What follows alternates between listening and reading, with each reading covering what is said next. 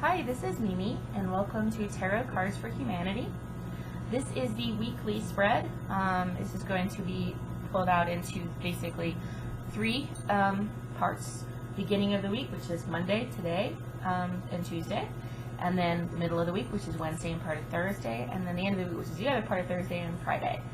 We'll go into the astrological aspects, and then we'll also pull a triad card for each of those periods. But we're going to start this with the tetragrammaton, which is something that I like to do. And we are represented as the Fool. So, a left, 0. So here we go. Please bear with me. Whoa.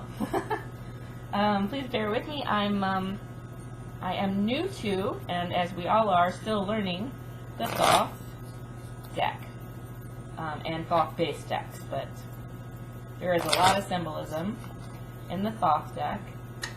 It's beautiful, and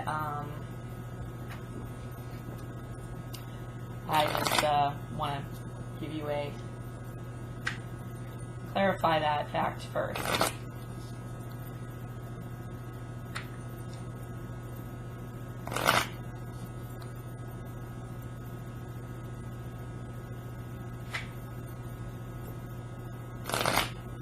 This is the Thoth deck. It's got the Rosicrucian cross on the back with little symbols here, and this was designed and drawn or painted by Lady Frida Harris, who was a contemporary of, and I guess a student, you could say, of Aleister Crowley. So they both had a pivotal part in it. She put basically the work in, and her talents for esoteric art is just amazing, just to conceptualize, something that's not really conceptualizable. But of course his expertise and his knowledge was invested in it as well. So, let's see. Excuse me.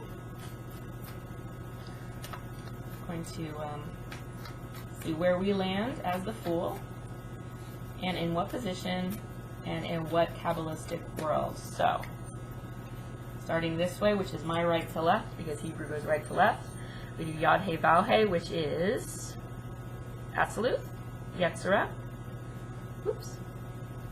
Bria, and Asya. And now I'm just looking for us, Absolute. Oh, here we are, in Absolute. So we are in the upright position. Here we are as the Fool. Hope you can see that. The Fool.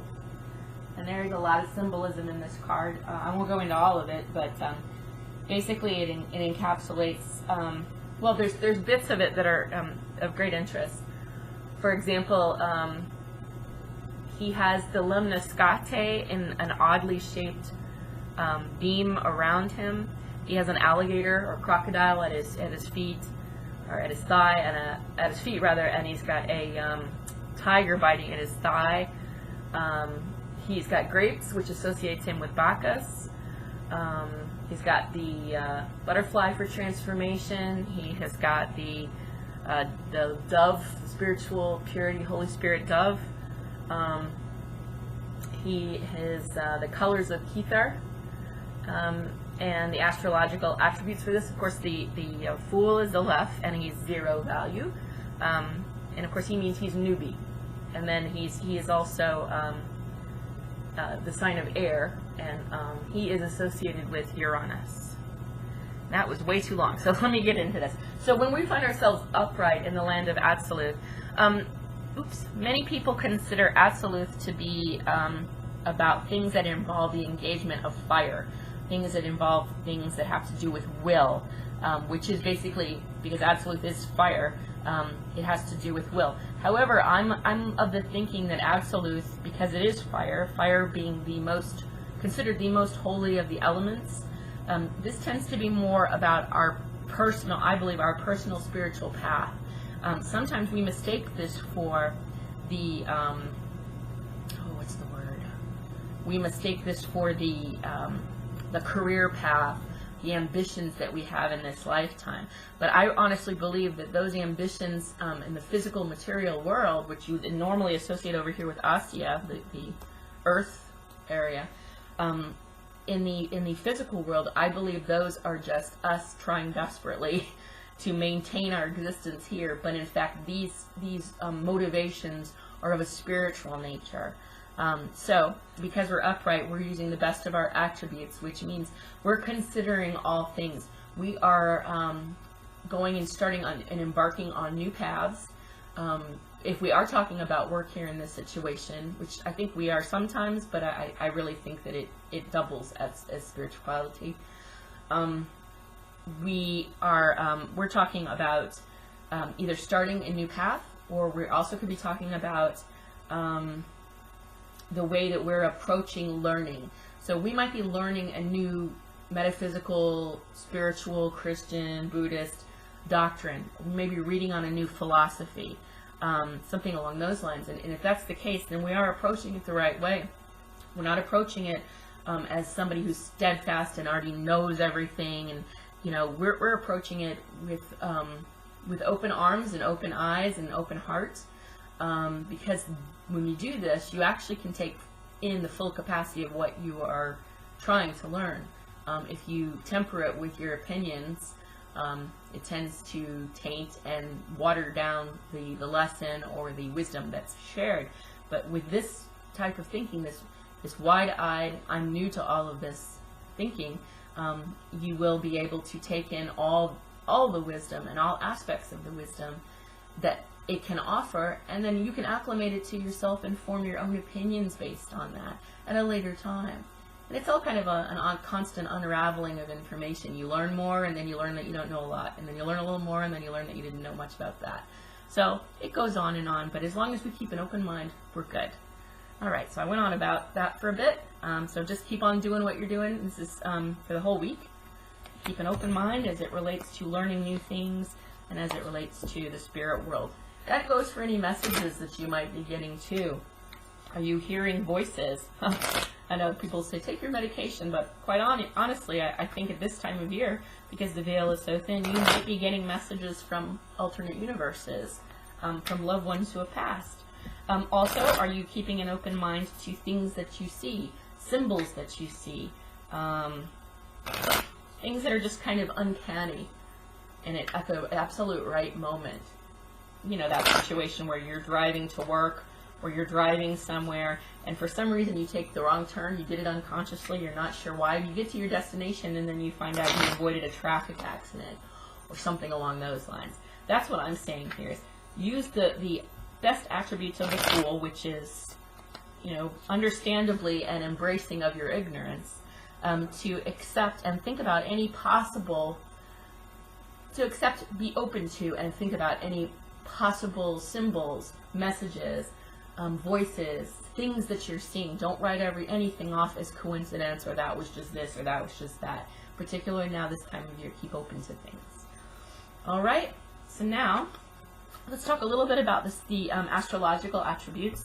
So for Monday, today, September 12th, the moon is trine with Mercury in the morning, and then at a later time it actually squares with Jupiter. No, sorry, it squares with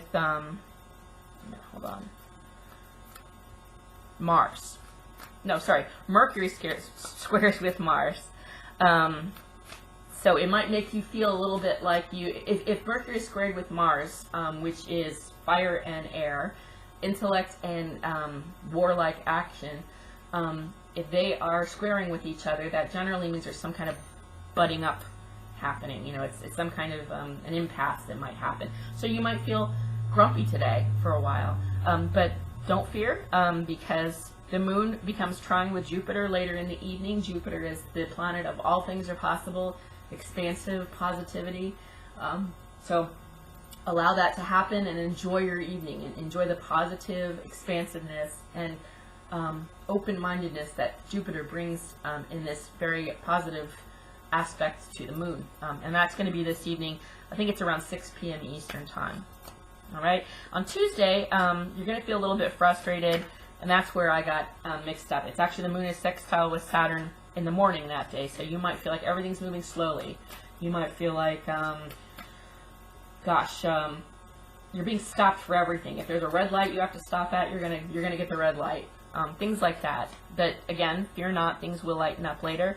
And again, another aspect that's occurring along those lines is that the fact that the sun is going to be squaring Mars. Again, squaring is kind of butting up of heads.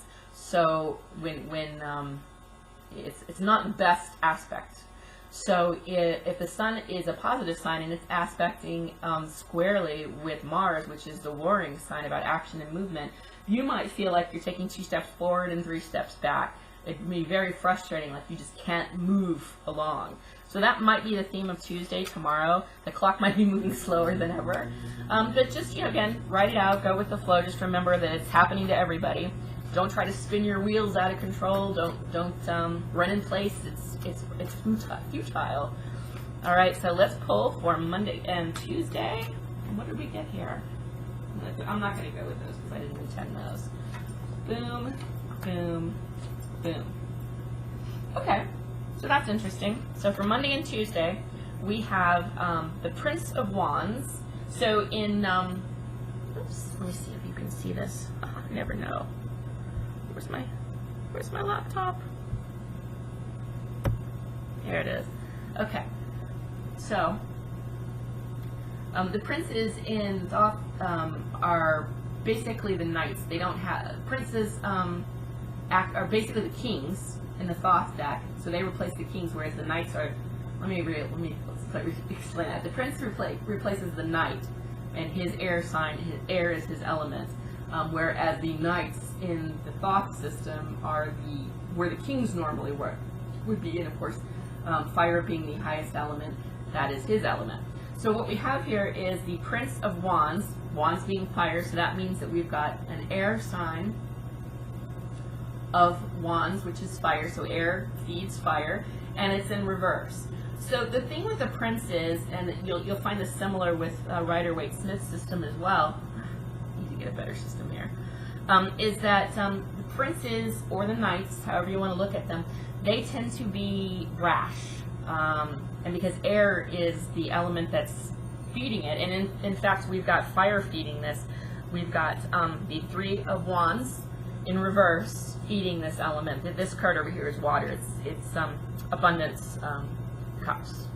So because of the fact that we've got fire feeding it, you might be dealing with someone, if it's not you, if you're not an Aries, Sagittarius, or let's say I went Leo, you might be dealing with someone who is. And when they are in reverse, they're not in their best behavior. In fact, the worst of their attributes sort of shine. So with the Prince, or in the Rider-Waite-Smith, the Knight, in reverse, he's going to be hasty, irrational, impulsive, fast-moving, impatient with processes and with people. So this could be you, and it's being fed by the fire of virtue here, so in virtue being the 3 of Wands in reverse. So if this is you, try to slow down, particularly with the energies as they're going to be on Tuesday. Like I said, you could feel quite frustrated. This could be how you feel even if you're not a fire sign. But usually it is talking about a fire sign or someone that you know. So just be prepared for people or yourself to have impulsive, knee-jerk reactions to things, feeling like they're not getting anywhere, like they literally are spinning their wheels and not getting anywhere. But just know it's going to pass.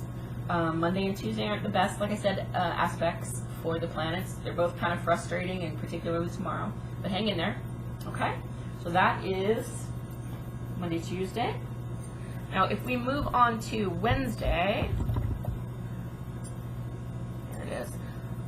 So on Wednesday, there's some very positive things happening on Wednesday. The moon is in Aquarius, and it's trine with Venus in Libra. So when the moon is in Aquarius, that's an air sign. That's about logic, clear thinking.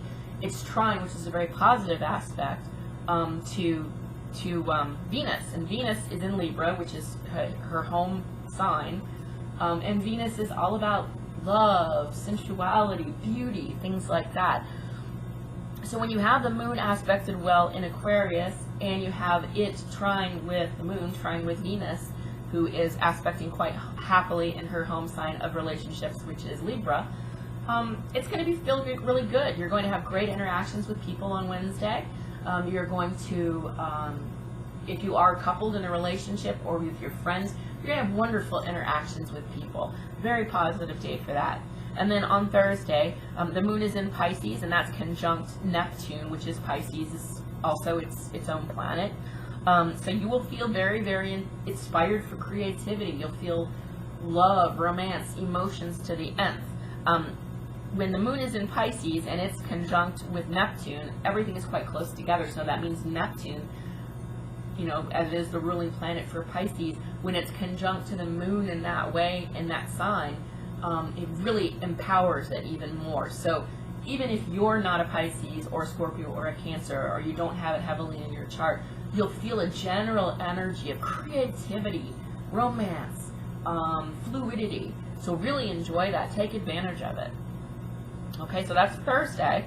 And then later in the day on Thursday, we'll go into that for the third drawing that we do. All right? So now we're going to do our cards for the middle of the week. Excuse me, Wednesday and Thursday.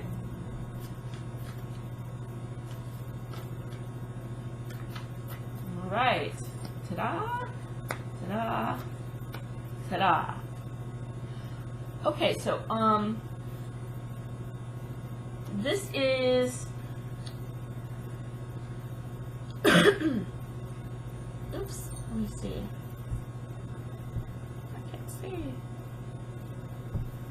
There we go. Okay.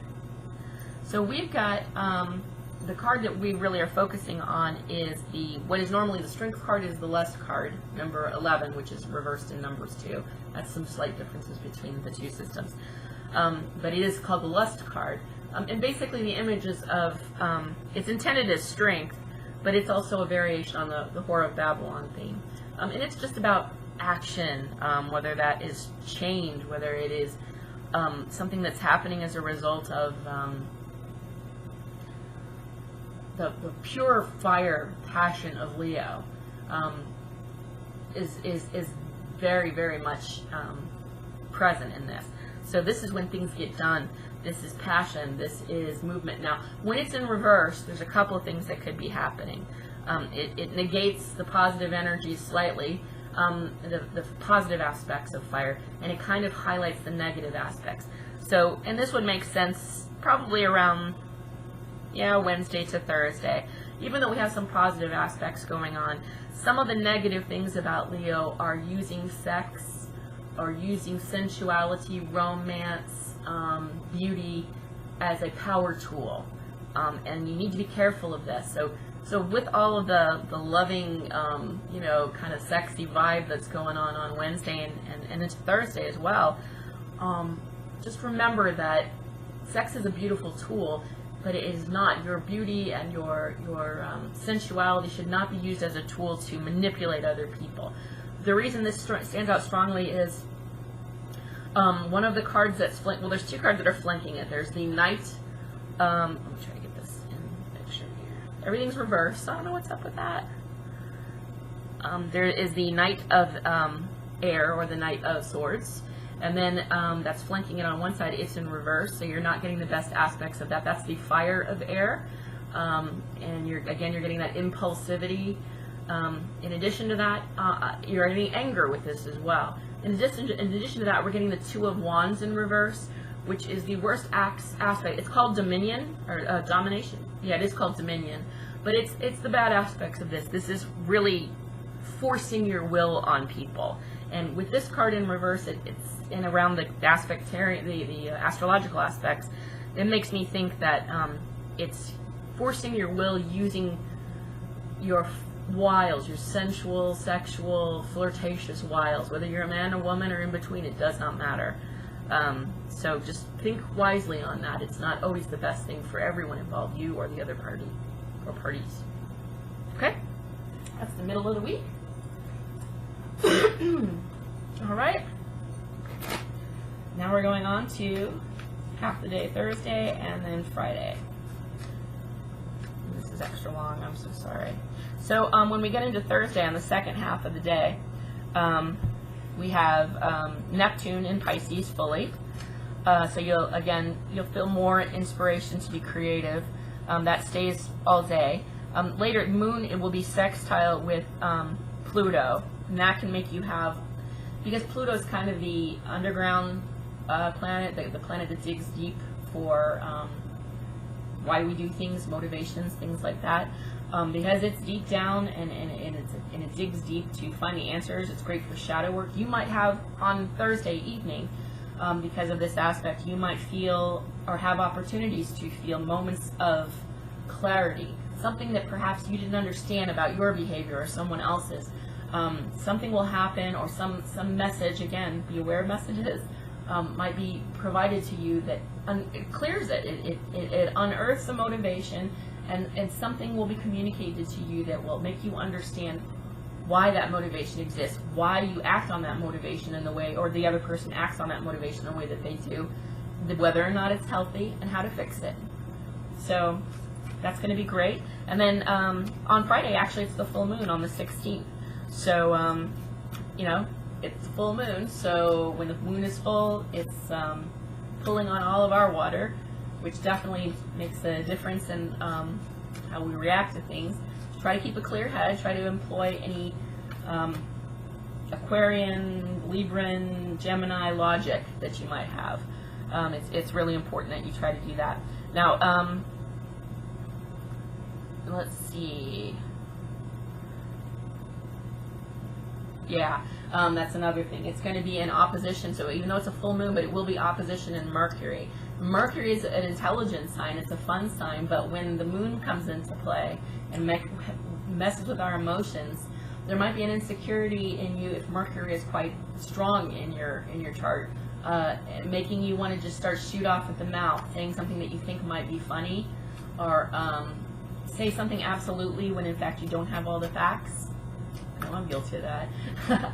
So if you feel the urge to do something like that later in the day on Friday, as this aspect becomes more prominent, just remember when the moon is in opposition with Mercury, Mercury's worst attributes will pop up, and that generally means talking too much. Okay? You know a Gemini, you know what I mean.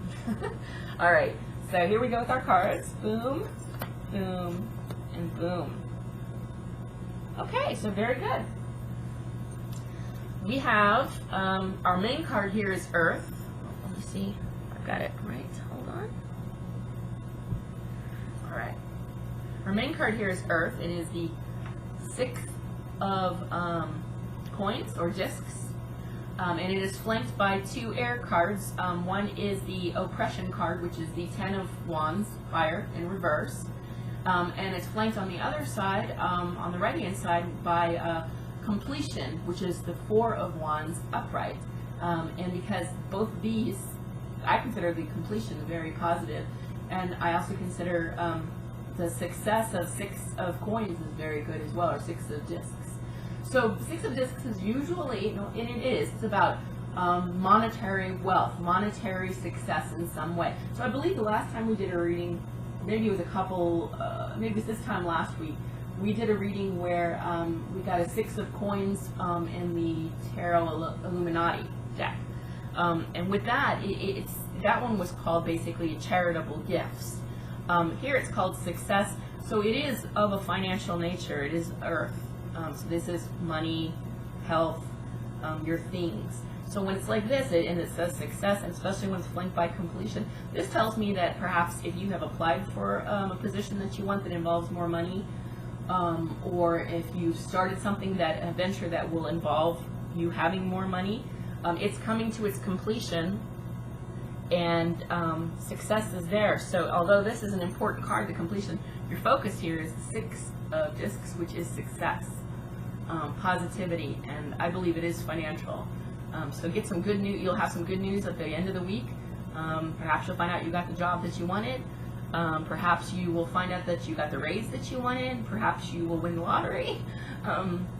Perhaps you will find more money. Who knows? But it is a good thing, and it is of a materialistic nature. And that was it. I'm really sorry this is extra long. I'm just waffling all over the place. I hope it was clear. Probably not. But anyway, I'll keep trying until I get it right. Please be patient with me with the thought. I'm very new to it, so it doesn't, the intuition is a little slower with it, with the symbols. And I think that's it. So I hope you guys have a great week, and I will catch up with you Friday. Thank you.